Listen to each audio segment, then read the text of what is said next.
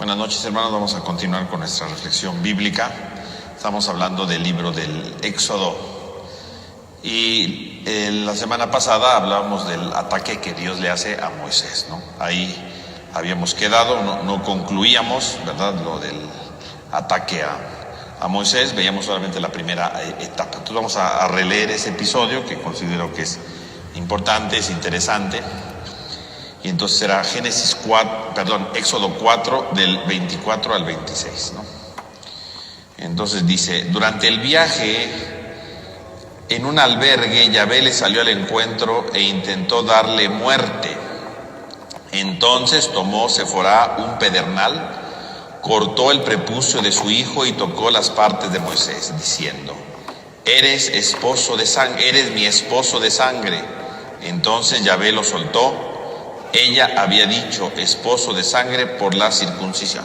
Entonces, estábamos analizando ese episodio, que decíamos que es un episodio muy complicado de entrada, ¿no? Porque ese episodio ya nos hablaba, por empezar, que era un episodio muy antiguo, ¿no? Y que se conserva aquí. Es Dios que de repente ataca a Moisés de la nada, ¿no? Y que era incluso un pasaje que había costado dificultad para entenderlo en otro tiempo, ¿no? Cuando incluso los traductores hablan de este texto, dicen que quien lo ataca es un ángel, ¿no? Entonces decíamos, tiene una serie de dificultades en sí mismo ya el texto, ¿no? En cuanto tal, ¿no? Entonces es un texto difícil. Ya habíamos dicho, ¿verdad? Habíamos visto y habíamos analizado precisamente que el texto nos hablaba de la crisis de Moisés, ¿no? Porque dice que esto pasa en la noche, ¿no? Aunque la Biblia de Jerusalén que ahorita leímos no dice esto, pero dice, en realidad tendría que decir cuando estaban ahí alojándose en la noche, ¿no? Ahí en el momento de la crisis. En ese momento llega la muerte, ¿no? Llega ese momento difícil, ¿no? Y decíamos que podría ser, por un lado, pues el momento del cansancio de Moisés. Por un lado, sí, el cansancio de que va caminando, ¿no? Pero en el fondo también podría ser el cansancio de hacer su misión, ¿no? Y decíamos, pues ese es el reflejo de un Moisés que se cansa, de un Moisés que ve la dificultad de la vida, ¿no? De ese Moisés que no entiende bien cómo pasan las cosas, ¿no? Hay un cansancio, ¿no? No es fácil, ¿no? Y también la amenaza, ¿no? Decíamos, el ataque de Dios a Moisés puede representar por un lado el cansancio, la noche, el decir ya no quiero seguir con esta misión, está muy difícil, ¿no? Pero también la amenaza, ¿no? Decíamos, la amenaza de decir, todo esto que voy a hacer, porque todavía no llega a Egipto, ¿no? Todo esto que voy a hacer, ¿será mi misión? ¿Valdrá la pena? Esto que Dios me está imponiendo, ¿de verdad es lo que Dios quiere, no? O sea, ¿no será una figuración mía, no? Tal vez lo tomé a la ligera, ¿no? O sea, yo qué sé, ¿no? Y decíamos, pues este es el reflejo de toda la crisis, o es el reflejo de todos los problemas que en el fondo hay en el interior de Moisés, ¿no? Su cansancio y la amenaza, ¿no? Y decíamos que efectivamente ese cansancio y esa amenaza, pues se puede presentar en cualquier misión, ¿no? A veces Dios nos pide algo en la vida, ¿no? A veces Dios nos pide algo en nuestra historia, y a veces nos encontramos cansados, ¿no? De ya no querer seguir, ¿no? De ya no querer seguir, de ya no querer continuar, ¿no? Y por otro lado, el tema de la amenaza, ¿no? Es decir, ¿de verdad será lo que tengo que hacer?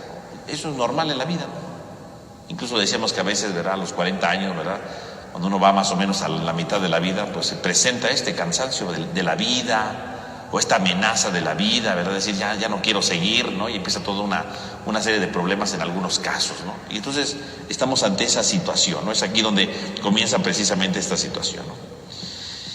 Y entonces viene la continuación de esto, ¿no? Porque ahí nos quedábamos la vez pasada. Entonces viene, ¿verdad?, que en ese momento dice que su esposa Séfora agarra un cuchillo de pedernal, ¿verdad? Y entonces circuncida al hijo de Moisés. No circuncida a Moisés, sino circuncida a su hijo. Y entonces aquí entra el tema de la circuncisión, ¿no? Ese es quizás el momento más complejo.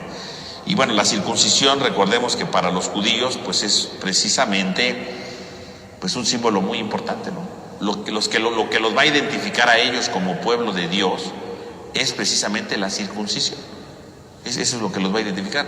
Y eso ya lo podemos ver desde el libro del Génesis, ¿no? En el capítulo 17, cuando Dios le hace la promesa a Abraham de que va a tener una gran descendencia, ¿no? Que es cuando le cambia el nombre de Abraham a Abraham. Ahí habla de la circuncisión, ¿no?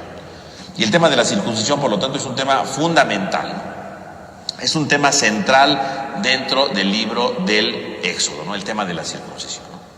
perdón, del Éxodo, no, de toda la Biblia, ¿verdad? Porque para el pueblo de Israel la circuncisión es importantísima, es un signo de su identidad, ¿no? Claro, uno podría ver al pasado, bueno, de dónde vino ese rito, porque seguramente ese rito con el que se identifican los judíos, los hebreos, obviamente, ¿verdad? Debe tener una idea del pasado, ¿no?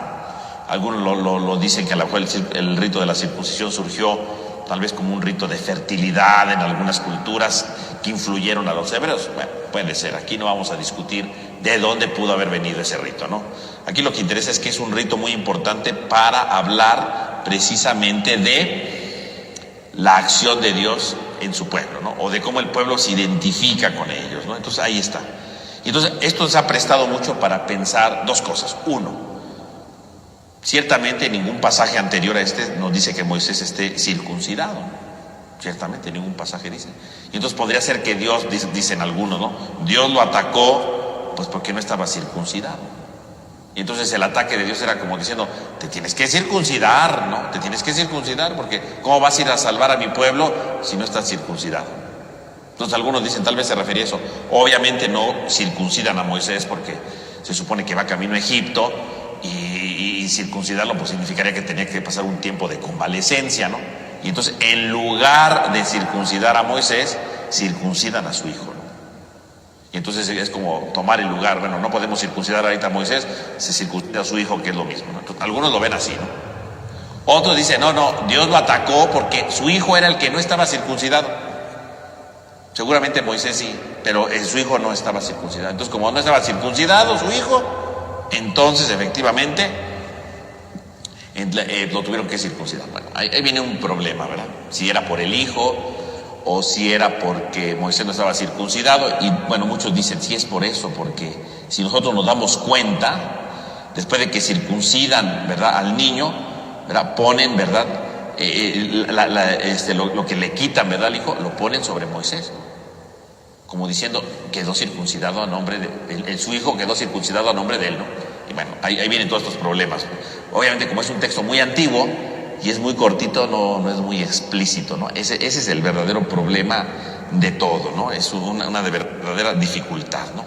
Ese sería como el verdadero problema que hay en el trasfondo de esto, ¿no? Ese será finalmente el problema que hay de fondo, ¿no? Y entonces, decíamos, la circuncisión, pues es un tema importante, ¿no?, para un judío. El chiste es que Moisés tendría que estar circuncidado, o su hijo, ¿no? Y entonces significaría que tendría que, o sea, el problema sería, Moisés cómo puede liberar al pueblo de Israel, cómo puede formar un pueblo si ni siquiera él tiene una alianza con Dios. Moisés tendría que tener una alianza con Dios, tendría que identificarse con Dios, no solamente por los signos, sino porque está circuncidado, ¿no? Y entonces la liberación del pueblo de Israel es fruto de su compromiso con Dios. ¿Y cómo está el compromiso? Pues a través de la circuncisión. La liberación del pueblo de Israel entonces es precisamente el tema de la alianza y el tema de su compromiso. O sea, en el fondo algunos lo interpretan esto como diciendo, ¿cómo va a ir Moisés a liberar al pueblo? Y ese pueblo va a ser el pueblo de Dios, obviamente, cuando salgan de Egipto, si ni siquiera están comprometidos con Dios. ¿Cómo vas a decir, voy a rescatar un pueblo, lo voy a formar, si ni siquiera yo me he comprometido con Dios, si no estoy circuncidado? Entonces, podríamos decir, en primer lugar, que este texto podría tener un valor cultural, ¿no? O sea, del culto, ¿no? De los ritos, ¿no? O sea, es tan importante la circuncisión que Moisés tenía que estar circuncidado, punto. Tú no puedes liberar al pueblo si no estás circuncidado. Ese sería como el nivel del rito, ¿no? Que bueno, sería muy exagerado, ¿no? Pero bueno, puede ser. Pero el segundo lugar podría ser más a fondo, ¿no? La circuncisión es la alianza, ¿no? Es el compromiso que tienes con Dios. ¿Cómo pretendes ir a sacar un pueblo si no te has comprometido de verdad con Dios? Dios ya te dio tus signos, Dios ya te convenció, ya te dijo todo, y ahí vas en camino. Pero en realidad tú no has dado ningún signo de que te has comprometido con Él. Y entonces viene todo lo de la circuncisión para decir, ahora sí Moisés ya está comprometido a lo que le toca, ¿no? Sí, a lo mejor te puedes cansar, sí, a lo mejor puedes dudar, ¿será mi misión? ¿No será mi misión? Pero a pesar de eso vas a decir, voy a seguir adelante porque yo ya hice un compromiso con Él a través, del rito de la circuncisión finalmente, ¿no? pero sería como un compromiso. Entonces, en el fondo, si lo pensamos bien, ¿no? En el fondo, este texto trataría de hacer ver que la misión de Moisés implica el comprometerse con Dios de verdad, a través de un rito. Obviamente ese rito es muy importante para los judíos. A lo mejor para nosotros, hombres de nuestro tiempo, ¿verdad? Y que ni siquiera somos judíos, diríamos, no, ay, pues qué exagerado es Dios, ¿no? Sí, pero en realidad es un signo de compromiso, ¿no? Demuestra de verdad tu compromiso, ¿no? Aquí sería con la circuncisión, que es un texto muy valioso para hablar del compromiso que está haciendo Moisés. Pero esto nos invita entonces a reflexionar también a nosotros hasta qué punto de verdad nosotros nos queremos comprometer con Dios. Cuando Dios me llama a una misión, decíamos, nos va a dar cansancio, nos va a amenazar, ¿verdad? Nos va a entrar en dudas. Pero la gran pregunta sería, a pesar de que entre en dudas, a pesar de que me canse, ¿qué compromiso hago con Dios? De verdad, ¿qué compromiso hago yo con el Señor? Porque a veces no nos comprometemos, a veces sí vamos a hacer esto, ¿no? Pero en realidad no nos comprometemos. Por eso a primera de cambios llega el cansancio, llega la amenaza y lo dejamos todo, ¿no? Podríamos decirlo con este texto, ¿no? Para entenderlo mejor, ¿no? Imaginemos, ya Moisés ya dijo, bueno, ya voy. Y acuérdense que no iba de muy buena gana, ¿no? Porque que soy tartamudo, que quién sabe qué, de entrada, ¿no? Recordemos eso. O sea, un verdadero compromiso no había, iba más de fuerzas que de ganas, ¿no? De hecho, le dice a su suegro, ¿verdad? Voy a visitar a mis conocidos, ¿no? Y luego le dice Dios, vas a ir a liberarlos, no, que a visitar, ¿no? Esa es tu misión. En el fondo, a veces nos sucede esto en la vida, porque a veces decimos que nos comprometemos, pero no nos comprometemos de verdad. O sea, Moisés, o te comprometes o te mueres. O sea, en el fondo es eso, ¿no? O sea, en el fondo, si no hubiera habido la circuncisión, ¿qué hubiera pasado? Se hubiera muerto Moisés. Porque querría decir que Moisés de verdad iba obligado, obviamente, por un lado, pero al mismo tiempo que iba obligado, ¿qué pasa? Moisés iba, aparte de ir obligado, ¿cómo iba? Sin compromiso. Y cuando uno no se compromete, se muere. Digo, aquí podemos decirlo físicamente, no se murió, ¿no? Pero a veces nos morimos en nuestras misiones porque no nos comprometemos. ¿Cuántas veces hay gente en una parroquia, ¿verdad? Por poner ejemplos de la parroquia, ¿no? Que dicen que se van a comprometer, que dicen que van a hacer muchas cosas, y uno los ve, ya están bien comprometidos, ya están haciendo muchas cosas, ¿no? Y de repente un día se desilusionan por algo se desilusionan. Se cansan, se fastidian, dicen, ya no podemos más, y entonces viene el cansancio, ¿no? Viene la duda, a lo mejor esto ya no es para mí, a lo mejor ya mi tiempo ya pasó, a lo mejor esto, ¿no? Y empiezan a poner pretextos, ¿no? Y entonces se mueren, pero no físicamente, se muere su vocación, porque en realidad cuando empezaron no lo hicieron comprometidos. Porque el que se compromete de verdad tiene problemas, el que se compromete de verdad duda, y sin embargo dice, bueno, le voy a seguir echando ganas y voy a seguirme esforzando. ¿Y por qué siguen perseverando? Porque de verdad se comprometieron, ¿no? Porque de verdad dijeron, yo quiero entrarle, de verdad quiero hacer las cosas aunque me canse, aunque a veces me cueste trabajo, aunque a veces, ¿verdad?, haya problemas, ¿verdad?, aunque a veces pareciera que no tiene sentido lo que hago, pero a pesar de eso me quiero comprometer, ¿no? Es un signo del compromiso.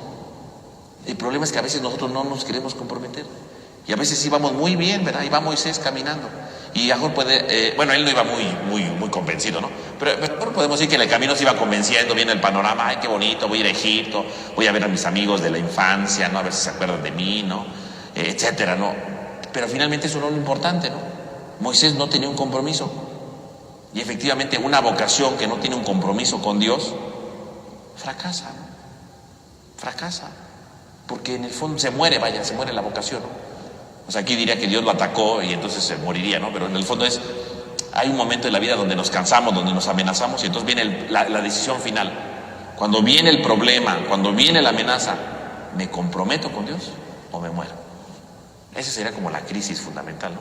A veces nosotros nos gusta morirnos porque no queremos comprometernos, no queremos echarle ganas, no queremos como seguir adelante, no tenemos miedo y ya no queremos comprometernos, ¿no?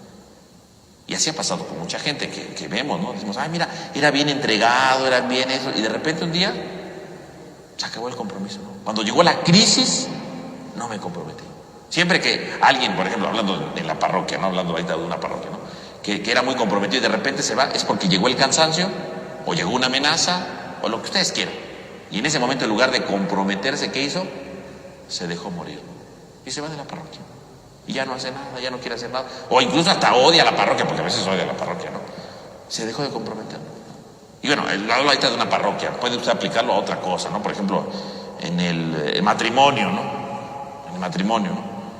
Y de repente en el matrimonio pues llega el cansancio, ¿no? Llega la amenaza, ¿verdad? Y de repente digo, ya no me comprometo, ¿no? Ya, hasta aquí llegué, ¿no? Punto, ¿no?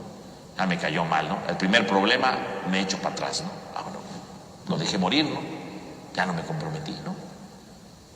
O cualquier otra cosa, no usted puede imaginar cualquier situación, ¿no? Cualquier situación en la vida, ¿no?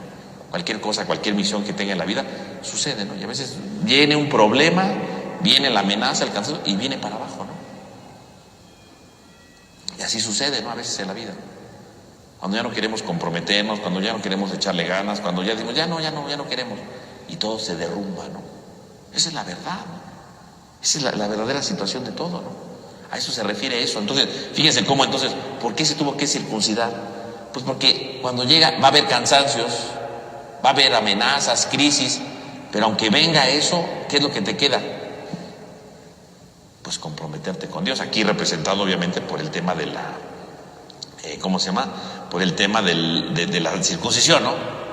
Y entonces tendríamos que pensar, bueno, ¿cuántas veces yo, pues, eché a perder algún proyecto que tenía, ¿no? O alguna cosa que Dios me pidió, porque no me quise comprometer, ¿no? Me dejé llevar por la flojera, o me dejé llevar por el cansancio, por el hartazgo, ¿no? Porque hay quien se harta y dice, ya estoy cansado, ya me sé siempre lo mismo, nunca van a cambiar, es horrible, ya lo dejo todo, ya no me quiero comprometer. Se muere la vocación, se acaba. Así pasa, ¿no? Así pasa. Y bueno, y por otro lado tenemos otro elemento muy importante, ¿no? El esposo de sangre, ¿no?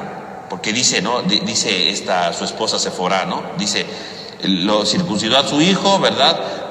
Tomó el prepucio de su hijo, tocó los pies de Moisés y le dijo, tú eres para mí esposo de sangre. ¿Qué significa eso de esposo de sangre? ¿A qué se refiere eso, no?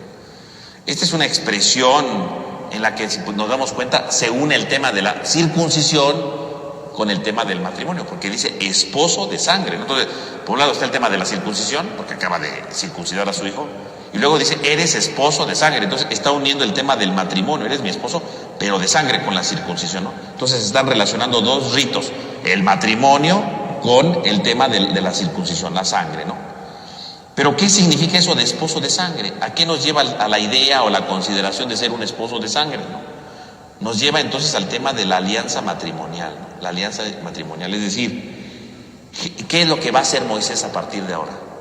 Moisés se va a comprometer, y el compromiso es ir con Faraón, el compromiso es sacar al pueblo para que el pueblo se encuentre con Dios y para que el pueblo sea libre, ¿no? Eso sería, ¿no? Como lo esencial, ¿no? Moisés les hará ver eso, ¿no? Y entonces el compromiso está con la circuncisión, ¿no? Y luego dice, eres esposo de sangre. En el fondo, esposo de sangre no solamente se refiere a su esposa Sephora, ese es como el símbolo, ¿no? Va más allá. Esposo de sangre significa que Moisés va a sacar al pueblo de Israel de Egipto para que el pueblo, por así decirlo, se case, haga una alianza de vida con Dios.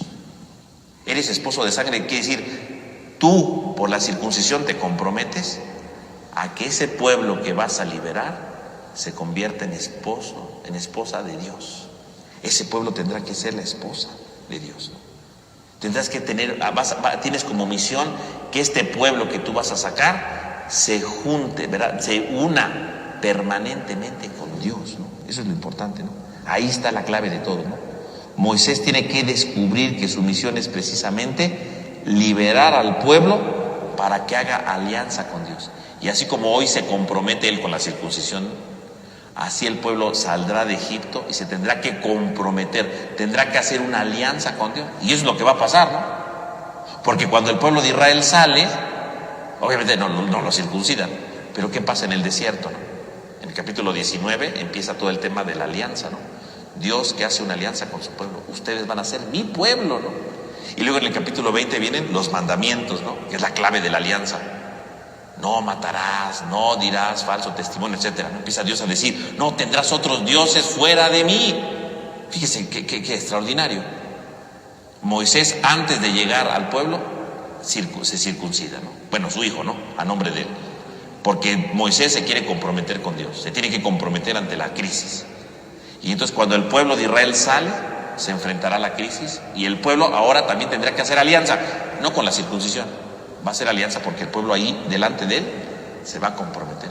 ¿Y qué hace Moisés antes de que suba por los mandamientos? Dice el libro del Éxodo, que matan ahí un animal, ¿verdad? Y les empieza a echar sangre para que el pueblo se comprometa con Dios. O sea que esta circuncisión de sangre, bueno, este esposo de sangre está anticipando la alianza que Dios va a hacer con su pueblo. Claro, todo esto es un texto muy complejo, ya decíamos, ¿no? Pero fíjese todo lo que hay detrás, ¿no? Por eso dice al final, Yahvé lo soltó porque ella había dicho esposo de sangre. Es decir, porque Moisés tiene como misión que el pueblo se comprometa también con Dios. ¿Cómo se va a comprometer? Con la alianza que va a dar, ¿no? Moisés los va a rociar de sangre y luego les va a dar los mandamientos, ¿no? Y una serie de preceptos como consecuencia de eso, ¿no? Pero hace la alianza con su pueblo. Fíjense, esto es muy importante porque a veces lo pasamos desapercibido, ¿no? Pero esto es muy interesante porque aquí están hablando de todo lo que es la misión de Moisés. En este relato tan extraño podemos ver resumida la misión de Moisés. Y bueno, la misión de cualquier persona. ¿En qué consiste la misión de Moisés? 1, que se va a encontrar con una crisis. 2, que se va a encontrar con un cansancio. 3, que va a sentir amenazada su misión. 4, que cuando llega la amenaza, ¿qué hay que hacer? Comprometerse con una alianza. Y 5, Moisés seguirá con su misión. Y así como él se comprometió, tendrá que hacer que el pueblo se comprometa también con Dios. Esposo de sangre. Tendrá que llevar al pueblo de Israel para que también se comprometa con Dios. Es lo que está diciendo. Moisés tiene que comprometerse de verdad y tendrá que hacer que el pueblo se comprometa. Claro, el pueblo, Moisés es muy dócil en este sentido porque él sigue adelante. El pueblo, vamos a ver que es bien testarudo y dice que se compromete y a la mera hora no se compromete, ¿no? A la mera hora dice, ay no, no quiero, ay no, vamos a hacer un becerro de oro y cosas por el estilo, ¿no? Y entonces, pues evidentemente el pueblo ya no se compromete, ¿no? Ese es el problema de fondo, ¿no? Esa es la crisis que va viviendo, ¿no? Y entonces se cierra este enigmático pasaje, ¿no? Porque Dios no suelta, ya está el compromiso de Moisés, por así decirlo, y entonces viene, ¿verdad? Entonces viene la conclusión del capítulo 4, ¿no? Donde se encuentra con Aarón, ¿no? Porque acuérdense que habíamos dicho, ¿no? Que va Dios, que cuando Moisés le pone los pretextos, ¿no? Que soy tartamudo, que quién sabe qué es lo que sucede en ese momento. En ese preciso momento, entonces Dios le dice, bueno, no puedes hablar, Aarón va a estar contigo, ¿no? Que era su hermano, ¿no? Su pueblo, su pariente, ¿no? Y entonces le dice, ¿no? Yahvé le dijo a Aarón, vete al desierto al encuentro de Moisés. Él fue, lo encontró en el monte de Dios y lo besó. Moisés contó a Aarón todo lo que Yahvé le había encomendado y todos los prodigios que le había mandado hacer. Moisés y Aarón fueron y reunieron a todos los ancianos de los israelitas. Aarón refirió todas las palabras que Yahvé le había dicho a Moisés y realizó los prodigios ante su pueblo. El pueblo creyó y al oír lo que Yahvé había visitado a los israelitas y los había visto en su aflicción, se postraron y lo adoraron. Entonces ahí lo tenemos, ¿no? Ahí está la clave de todo, ¿no? Está la esencia de todo, ¿no? Se encuentra finalmente Aarón con Moisés, ¿no? Lo que Dios le había prometido se cumple, ¿no? Se encuentra. Y qué curioso, dice, Yahvé le dijo a Aarón, vete al desierto al encuentro de Moisés. Pero nada más nos dice eso. No nos dice cómo llegó Dios con Aarón. No nos dice qué le dijo Dios a Aarón. Bueno, sí le dijo que fuera al desierto, pero no le explica nada más, ¿no? No nos cuenta, el autor no nos dice nada más, ¿no? No nos dice si Aarón puso pero, si Aarón dijo, pero ¿por qué? O si Aarón tenía que huir, porque mejor tenía que huir, ¿no? Y ya que estaba huyendo, le dijo Dios, pues ya que estás huyendo, vete con Moisés. No nos cuenta qué estaba haciendo Aarón. No nos dice en lo absoluto lo que estaba pensando Aarón. No nos dice nada. Solamente dice, vete al desierto y encuentra a Moisés. Punto. Partió y se fue ¿cómo se llama? Al encuentro de Moisés. Punto. No hace más, ¿no? O sea, no nos dice nada sobre Aarón. No nos dice nada. Más que le dijo que Dios que se fuera para ver a Moisés. Pero no le dijo ninguna otra cosa. No sabemos qué más pasó ahí con Aarón, ¿no? Él solamente cumple, ¿no? Solo de manera muy escueta, de manera muy sencilla, dice, ve y busca a Moisés, punto, ¿no? Y él obedece, ¿no? Él obedece. Y entonces sale al encuentro de Moisés, ¿no? Obviamente aquí, bueno, podremos ver lo diferente, ¿no? La vocación de Moisés es tan larga, ¿no? Todo el capítulo 3 y todo el capítulo 4 hasta este pasaje, ¿no? Todo lo que Moisés puso de peros, de cosas, todo lo que hemos analizado durante las pasadas secciones, ¿no? Hemos visto un montón de cosas de la vocación de Moisés complejísimas. Y en cambio con Aarón, nada. Vete con Moisés y ahí va. Digo, por un lado, pues si el autor lo que le interesa es Moisés, no Aarón, ¿no? Por un lado, sí, narrativamente, ¿no? Pero en el fondo podríamos decir que Aarón es lo contrario de Moisés, ¿no? Moisés se la vivió poniendo pretextos, se la vivió haciendo cosas, y Aarón simplemente le dijeron, vete a buscar a Moisés, y ahí va. Es dócil, ¿no? Sin poner peros, ¿no? Es como lo contrario de Moisés, ¿no? Podríamos decirlo a la luz así como está narrado, ¿no? Mientras que Moisés vive toda una crisis, bueno, hasta lo atacan ahí en el desierto, ¿no? Y en cambio Aarón, vete al desierto, pues ahí voy, ¿no? No entiendo bien, pero pues me voy a encontrar con Moisés y órale, ¿no? Ahí voy a comprender todo, ¿no? Y efectivamente, ¿no? Dice, él lo encontró en el monte de Dios y lo besó. Se encuentran los hermanos. Se encuentran imagínense, este encuentro, digo, nosotros lo leemos así muy sencillo, pero se supone que Moisés estuvo 40 años en Madián. O sea, llevaban 40 años sin verse. O sea, quiere decir que este encuentro fue una cosa extraordinaria para ellos, ¿no? O sea, después de 40 años en la que a lo mejor Aarón pensó que Moisés ya se había muerto, ¿no? O al revés, en estos 40 años a lo mejor pensó, ¿verdad? Que Aarón ya, pues en Egipto ya había muerto también. Y sin embargo se vuelven a reencontrar los hermanos, ¿no? Y entonces salen efectivamente para encontrarse. Y esto nos lleva a una consideración muy interesante, ¿no? Porque el que sale de Egipto es Aarón, ¿no? Y luego van a regresar, pero ahí sale de Egipto. En el fondo, ¿quién fue el primero que salió de Egipto? El primero que salió de Egipto fue Aarón, ¿no? No salió el pueblo de Israel primero. El primero que salió de Egipto fue Aarón. El primero que decidió ser libre fue Aarón. Antes que el pueblo, antes que el pueblo, porque uno dirá, el pueblo de Israel, ¿verdad? El pueblo de Israel salió, ¿verdad? El pueblo de Israel fue libre porque Moisés lo sacó. Ah, bueno, claro, ¿no? Sí, pero antes de que el pueblo saliera, ¿quién fue el primero que salió? Fue Aarón, no fue el pueblo. Y curiosamente no lo sacó, bueno, indirectamente lo sacó Moisés, ¿no? Porque ve a buscar a Moisés, ¿no? Pero Dios lo llamó primero a él, ¿no? ¿Y qué significa si Aarón se sale? Si Aarón se sale y se encuentra con Moisés, significa que quiere encontrarse con la palabra de Dios. Quiere decir que quiere hacer alianza con Dios a través de Moisés, ¿no? Quiere decir que quiere ser libre, porque es lo que va a hacer Moisés, ¿no? Fíjese cómo entonces Aarón da ese gran paso para empezar la libertad. O sea, Aarón es el anticipo de la libertad, ¿no?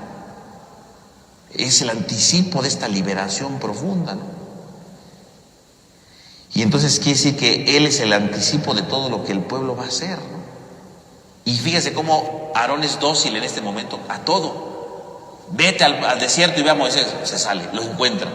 Moisés le cuenta todo lo que pasó y Aarón le cree. Fíjese, Moisés no le creía. Dios habló con Moisés y Moisés no le creía. Es que no me van a hacer caso. A ver, dime tu nombre, ¿no? Primero, ¿no? Bueno, ¿qué pruebas les voy a dar, no? Y vienen lo de las pruebas, ¿no? El agua que se convierte en sangre, ¿verdad? El bastón que se convierte en serpiente, agárralo por la cola, ¿no? Todo lo que vimos, ¿no?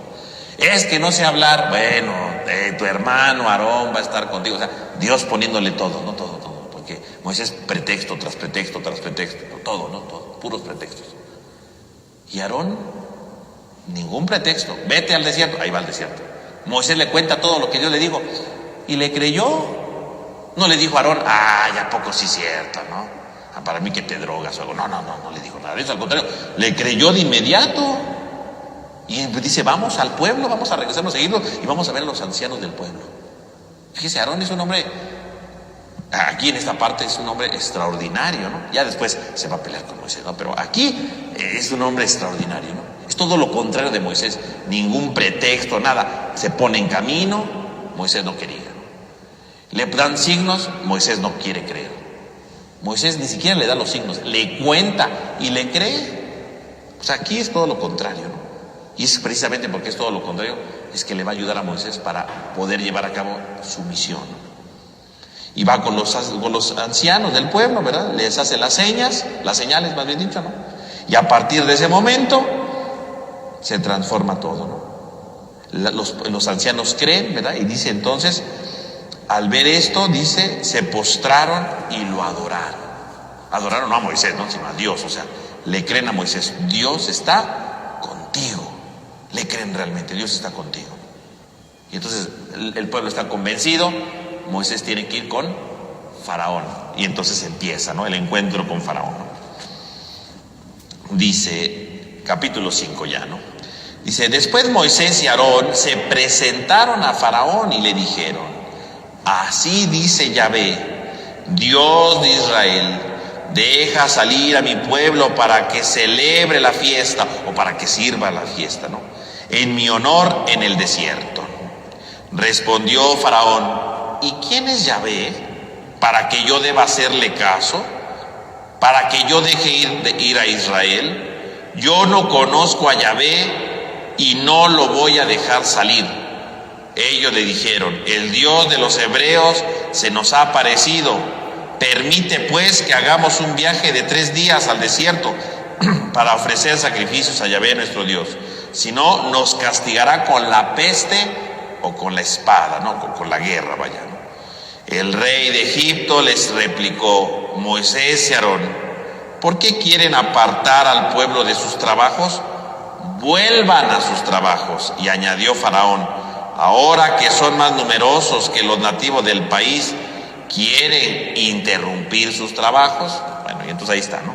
Entonces viene el primer encuentro que tiene precisamente Aarón con Moisés, ¿no? Y este primer encuentro pues no da frutos, ¿no? Y entonces dice, ¿verdad? Primero aparece como un profeta, ¿no? Muy raro que aparezca así en el libro del Éxodo, ¿no? O en el Pentateuco, ¿no? Así dice Yahvé, ¿no? O sea, venimos del nombre de Yahvé, ¿no? Y le dice, queremos dejar que deje salir al pueblo para que vaya a celebrar una fiesta, ¿no? La palabra que aparece ahí, celebrar una fiesta o hacer una peregrinación sagrada, ¿no? Una cosa así, ¿no? Para encontrarse con Dios, ¿no? Faraón, por lo tanto, ¿verdad?, cuando escucha todo eso, dice, bueno, ¿y quién es ese Yahvé? Yo no lo conozco. O sea, ¿quién es ese Dios para que yo escuche su voz? O sea, Faraón ahí se pone delante de la realidad. ¿Quién soy yo para dejar salir al pueblo? Y más aún, ¿quién es este Dios para que yo lo escuche, ¿no? O sea, Faraón de plano dice, no los voy a dejar salir por una sencilla razón. ¿Por qué? Porque yo no conozco a Dios. Y si yo no conozco a Dios, a mí no me interesa, ¿no? No vale la pena escuchar la voz de ese Dios, pues de pastores, ¿no?, de hebreos. Yo no voy a escuchar esa voz de ese Dios, ¿no? ¿De dónde que voy a escuchar la voz de un Dios que a mí no me interesa, ¿no? Y bueno, aquí entonces tenemos en la gran confrontación. Ahí está Moisés, pero aquí está empezando la confrontación. Decíamos que la primera parte del Éxodo es la pelea entre Dios y Faraón, ¿no? Y aquí empieza la confrontación. ¿Por qué se va a dar la pelea entre Dios y Faraón? Porque según Faraón no vale la pena escuchar la voz de Dios. Esa es la confrontación. O sea, en el fondo, ¿por qué van a venir las plagas y todo esto? Porque Faraón ha decidido no escuchar la voz de Dios. Y entonces aquí decíamos, el Faraón que representa la muerte, ¿no? El Faraón que representa la esclavitud. Por eso el Faraón no tiene nombre, ¿no? Porque el Faraón, ¿verdad?, aunque no es el mismo que antes, es otro Faraón, sigue representando lo mismo, sigue representando la muerte, sigue representando la esclavitud, sigue representando la destrucción, etcétera, ¿no? Eso es el Faraón. Y el que está del lado de la muerte, y el que está del lado de la esclavitud, y el que está del lado de todo lo destructivo de la vida, el que está de ese lado, dice, no merece escuchar la voz de Dios. Claro, el que permanece en esclavitud nunca va a escuchar a Dios. El que permanece en esclavitud nunca escuchará lo que Dios le pide, porque prefiere ser esclavo. Esas palabras, ¿verdad? ¿Y quién es para que yo escuche su voz? En el fondo es, yo quiero seguir siendo esclavo, ¿no? Yo quiero seguir, o en este caso del faraón, yo quiero seguir esclavizando, ¿no? El problema de la esclavitud del hombre, ¿en dónde está? Pues en primer lugar está en eso, que no queremos escuchar la voz de Dios, ¿no? ¿Por qué el hombre vive esclavizado? Pues porque no escucha la voz de Dios, porque no quiere escuchar la voz de Dios, porque no le interesa escuchar la voz de Dios. Decíamos, ¿verdad?, cuando empezamos todo esto, ¿no?, en el libro del Génesis, ¿no?, cuando entra el pecado. ¿Por qué entró la voz? ¿Por qué entró el pecado? Pues porque Adán y Eva decidieron escuchar la voz de una serpiente en lugar de escuchar la voz de Dios. Ahí empezó el pecado. Pues aquí podríamos verlo desde este punto de vista. ¿Por qué el hombre vive sumergido en una esclavitud? Pues porque no quiere escuchar la voz de Dios, así de sencillo, ¿no? Porque prefiere vivir esclavizado, ¿no? Es que hace daño, no sé, las drogas, ¿no? Hacen daño en las drogas.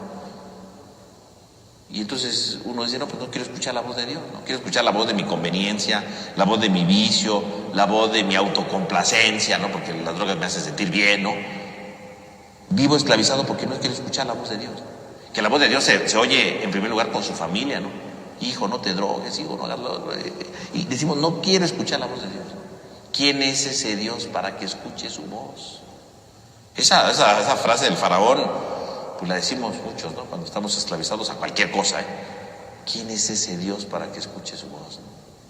¿Quién es ese voz para que deje de ser, para que deje decíamos, este vicio, o para que deje esta actitud de la vida, ¿no? Hay quien, por ejemplo, vive esclavizado a un rencor. Un rencor puede ser una esclavitud, ¿no?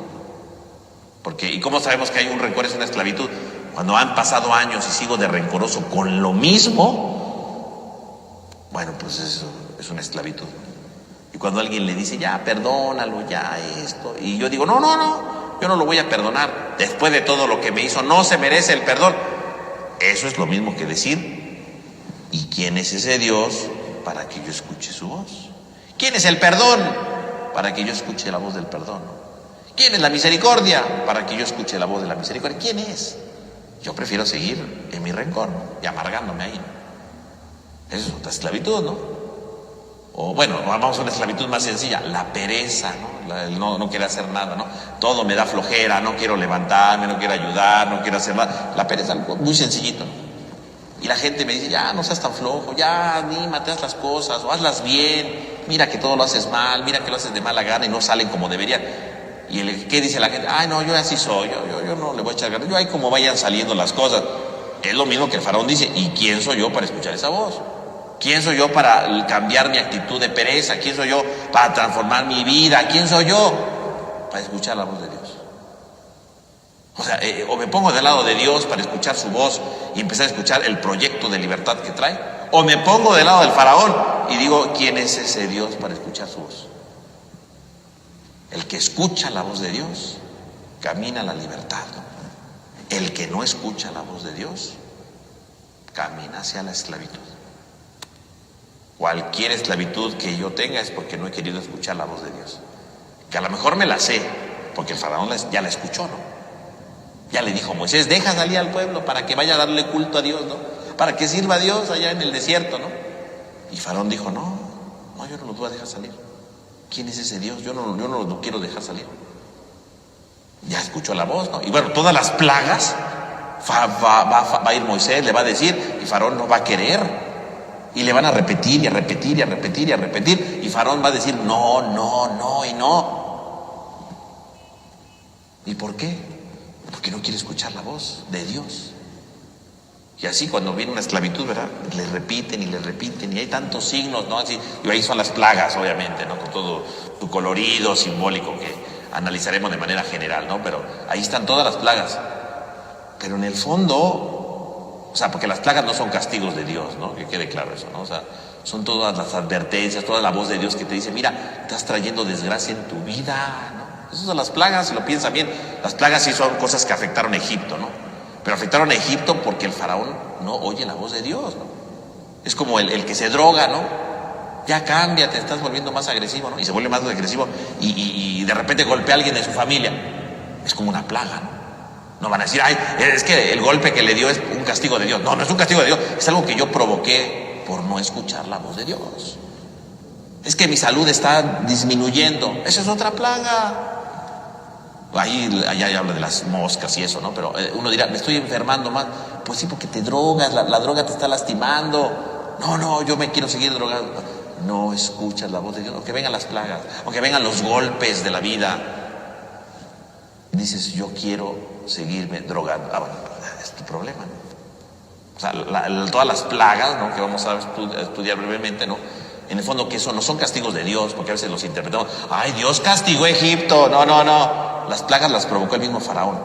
Así como yo provoco mis propias plagas cada vez que yo no escucho la voz de Dios. Aunque la estoy escuchando en ese momento, déjalo salir.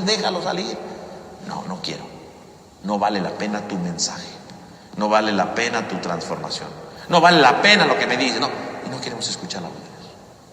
Terrible, ¿no? O sea, si lo piensan bien, es una cosa terrible. Que diríamos, el faraón, qué bárbaro, que no quiso escuchar la voz de Dios.